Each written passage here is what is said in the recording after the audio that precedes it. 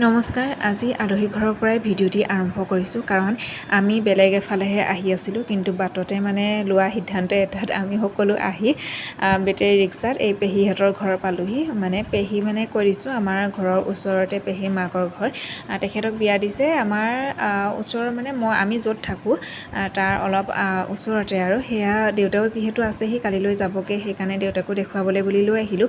আৰু আমি তাতে ভাত পানী নাখালোঁ। পেহীহঁতে ইমান জোৰ কৰিছিলে ভাত খোৱাকৈ, ভাত খাই আহিবলৈ বুলি, কিন্তু আমাৰ ভাত খালে যিহেতু দেৰি হ'ব বা কাণকো লৈ যোৱা হৈছে, ৰাতি বহুত টাইম হৈ যাব, সেইকাৰণে বেলেগ এদিন ভালকৈ আহিম, আজি ভাত নাখাওঁ বুলি সেইকাৰণে লৰালৰিকৈ ভাত নোখোৱাকৈ অকণমান সময় থাকিলেও কানৈও খেলিলে বাইকহঁতৰ লগত, শুনিছে সি ঘৰলৈ নাযায়, খেলনা বস্তুবোৰ পাইছে আৰু বাইক দুজনীক পাইছে, ঘৰৰ বাইকহঁতলৈ তাৰ মনত পৰি গৈছে। আৰু দেখিছে এয়া আমি তেওঁলোকৰ ঘৰৰ পৰা আহিলোৱেই, আৰু অহা যোৱা কৰোঁতে 1 ঘণ্টামান লাগিছে, কাৰণ বেটেৰী ৰিক্সাতহে গৈছোঁ। এইফালে মাছ লৈ আহিছিলোঁ বজাৰৰ পৰা। আজি মাছ ফ্ৰাই, দালি এনেকৈ খাই থৈ দিলোঁ আৰু ভাত সাজ।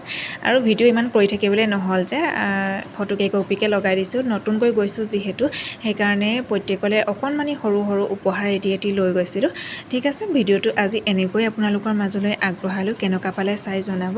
আজিলৈ আহিছোঁ, আৰু সকলো ভালে থাকিব দেই। বাই।